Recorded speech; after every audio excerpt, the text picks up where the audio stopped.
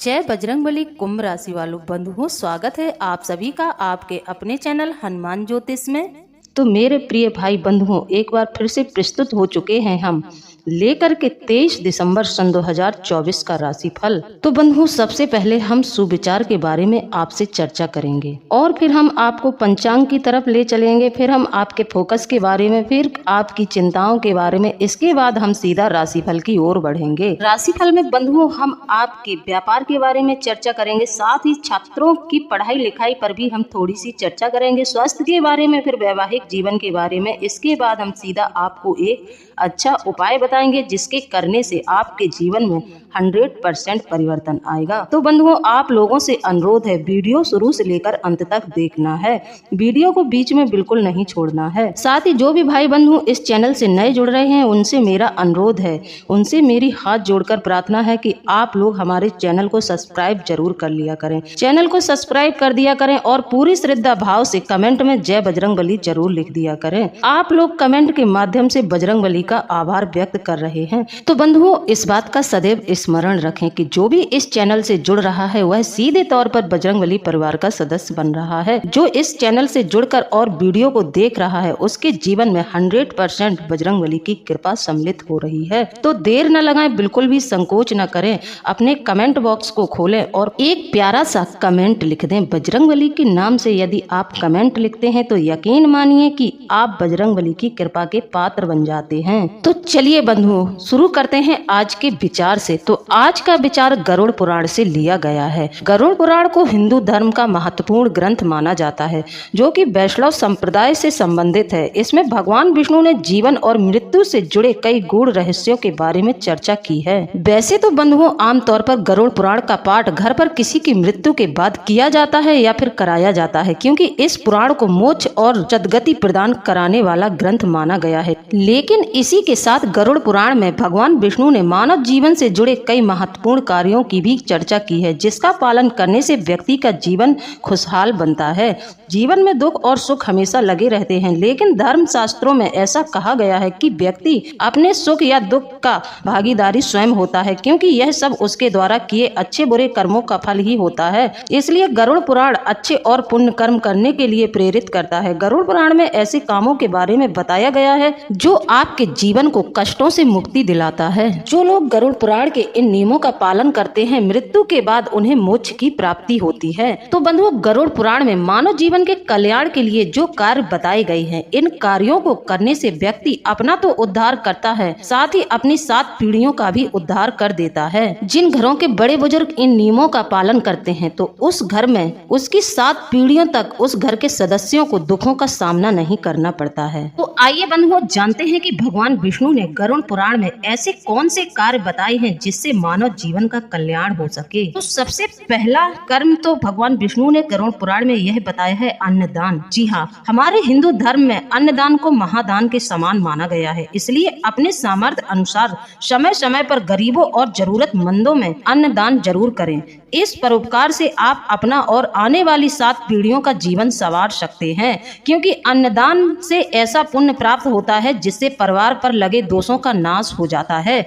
जी हाँ बंधुओं, यहाँ पर ध्यान देने वाली बात यह है कि यदि आप समय समय पर अन्नदान करते रहते हैं तो आपके परिवार में आपके बच्चों के ऊपर कभी भी कोई मुसीबत नहीं आएगी। साथ ही आपके घर में या फिर आपकी कुंडली में किसी भी प्रकार का दोष हो तो सभी दोष समाप्त हो जाते हैं। अन्न का दान इतना महत्वपूर्ण दान बताया गया है, यह दान सर्वोत्तम दान माना गया है। तो आप लोगों से अनुरोध है कि समय समय पर जरूरतमंदों को अन्न का दान जरूर दिया करें। इससे घर में बरकत होती है और माता अन्नपूर्णा भी बहुत ज्यादा प्रसन्न रहती हैं। जिस घर में माँ अन्नपूर्णा की कृपा रहती है उस घर में कभी धन धान की कमी नहीं होती है। अब जो दूसरा कर्म भगवान विष्णु ने गरुड़ पुराण में बताया है वह है ध्यान, यानी कि ध्यान पूजा पाठ हर एक व्यक्ति को करनी चाहिए। विचारों को शुद्ध करने और परमात्मा से स्वयं को जोड़ने के लिए नियमित रूप से ध्यान करना चाहिए। इससे परिवार में सुख शांति बनी रहती है और सबका कल्याण होता है। इन सब बातों का प्रभाव बंधुओं आपने स्वयं ही अपने जीवन में देखा होगा।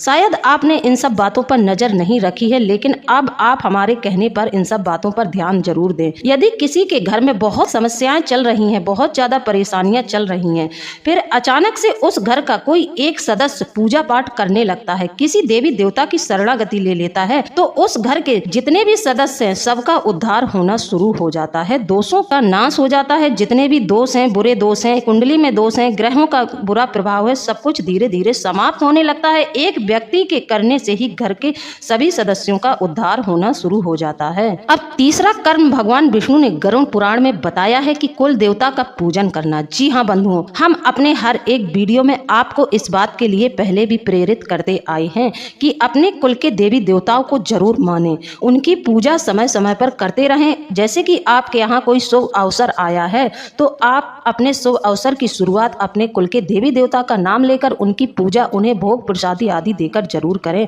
सभी परिवार में अपने अपने कुल देवी या कुल देवता जरूर होते हैं। जी हाँ, हर एक के परिवार में हर एक की कुल देवी होती हैं, हर एक के कुल देवता होते हैं, इसलिए इनकी पूजा करना कभी ना भूलें, क्योंकि कुल देवता या कुल देवी के आशीर्वाद से ही परिवार और परिवार की 7 पीढ़ियां फलती फूलती हैं। इसके साथ ही आपको पितरों के प्रति भी आदर सम्मान की भावना रखनी चाहिए। जब भी पितृपक्ष आते हैं तो आप उनके निमित्त दान श्राद्ध आदि जरूर करते रहा करें, इससे घर में सुख समृद्धि बनी रहती है। जब हमारे कुल के देवी देवता हमसे प्रसन्न रहेंगे और हमारे पितर भी हमसे तृप्त रहेंगे, वह भी हमसे खुश रहेंगे, तभी हमें अन्य देवी देवताओं की कृपा प्राप्त होगी। अन्यथा आप कितनी भी पूजा कर लें, आपकी कोई पूजा का फल आपको नहीं मिलेगा। आप मंदिर जाते रहें, प्रसाद चढ़ाते रहें, लेकिन आपको कभी भी लाभ प्राप्त नहीं होगा। किसी भी देवी देवता की दृष्टि आप पर नहीं होगी, क्योंकि आपने अपने कुल के देवी देवता छोड़ रखे हैं। तो बंधुओं, अपने कुल के देवी देवताओं की पूजा जरूर करें, तभी आपको अन्य देवी देवताओं की कृपा प्राप्त होगी। अब चौथा कर्म भगवान विष्णु ने लिखा है कि गरुड़ पुराण के अनुसार जब भी आप भोजन बनाएं तो पहली रोटी गाय के लिए और आखिरी रोटी कुत्ते के लिए जरूर निकालें। इसके साथ ही प्रतिदिन पक्षियों को दाना डालें और चींटियों को चीनी खिलाएं। आसपास मछलियां हो तो उन्हें भी आटे की गोलियां खिलाएं। इन कर्मों को करने से व्यक्ति के जीवन में सुख समृद्धि बनी रहती है। अगर यह कर्म आप प्रतिदिन नहीं कर सकते हैं तो यह नियम बना लें कि साल में आपको 1-2 बार यह कार्य जरूर करना है। इन्हें भोजन 1-2 बार जरूर कराना है। इन सब कर्मों के साथ ही साथ भगवान विष्णु ने यह भी बताया है कि भगवान को भोग जरूर लगाएं।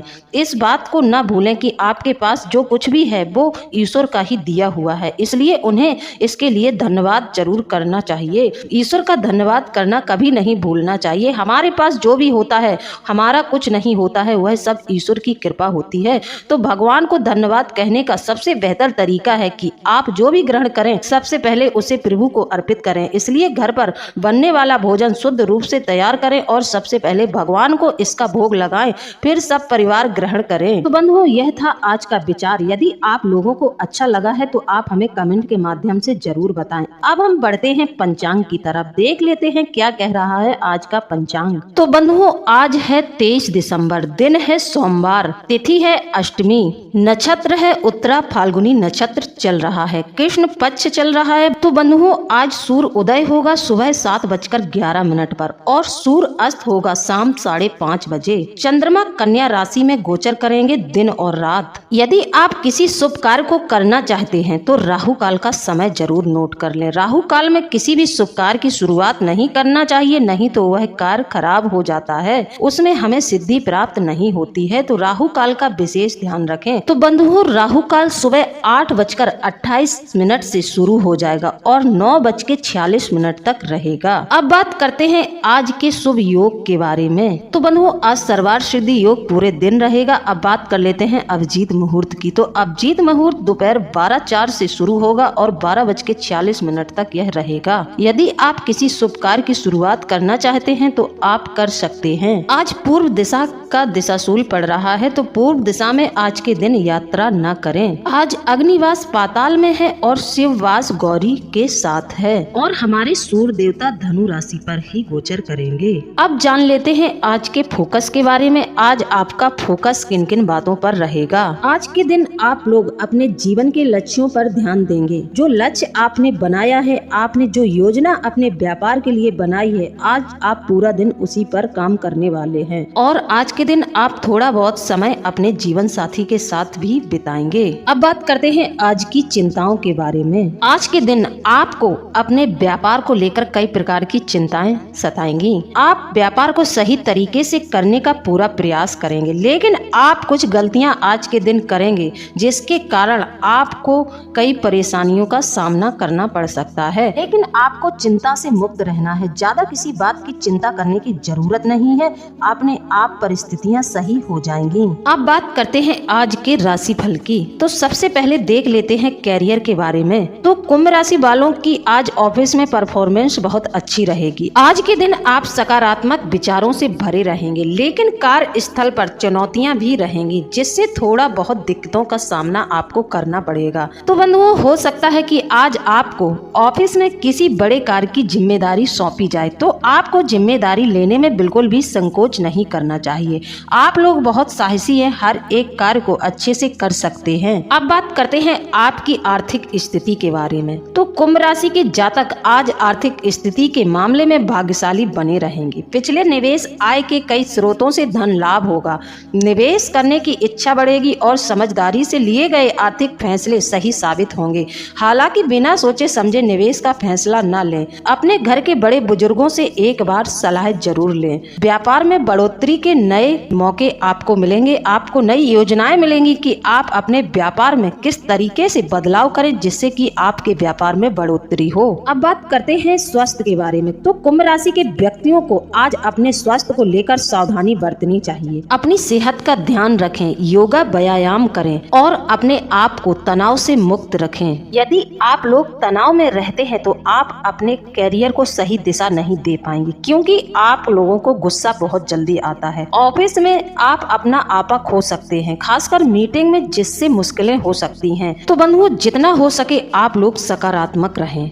नकारात्मक विचारों से आप लोगों को दूर रहना है। अब बात करते हैं वैवाहिक जीवन की। तो कुंभ राशि के जातकों को परिजनों, रिश्तेदारों और दोस्तों से अच्छे संबंध बनाकर रखना चाहिए। कई बार छोटी छोटी गलतियों को इग्नोर करके फैमिली की खुशहाली का ध्यान देना चाहिए। रिश्तों को लेकर भी कुंभ राशि के लोग अपने विचारों को ज्यादा प्राथमिकता देते हैं और खुद का फैसला ही सही मानते हैं, लेकिन दूसरों के नजरिए से भी समस्याओं को समझने की आप लोगों को कोशिश करनी चाहिए। आप लोग अपने जीवन के लक्ष्यों को लेकर बहुत महत्वाकांक्षी होते हैं। आपकी राशि के लोग अपने भविष्य को लेकर बहुत चिंतित रहते हैं, जल्द से जल्द कामयाबी हासिल करना चाहते हैं, लेकिन ध्यान रखें कि सफलता प्राप्त करने के लिए धैर्य के साथ कड़ी मेहनत करनी पड़ती है।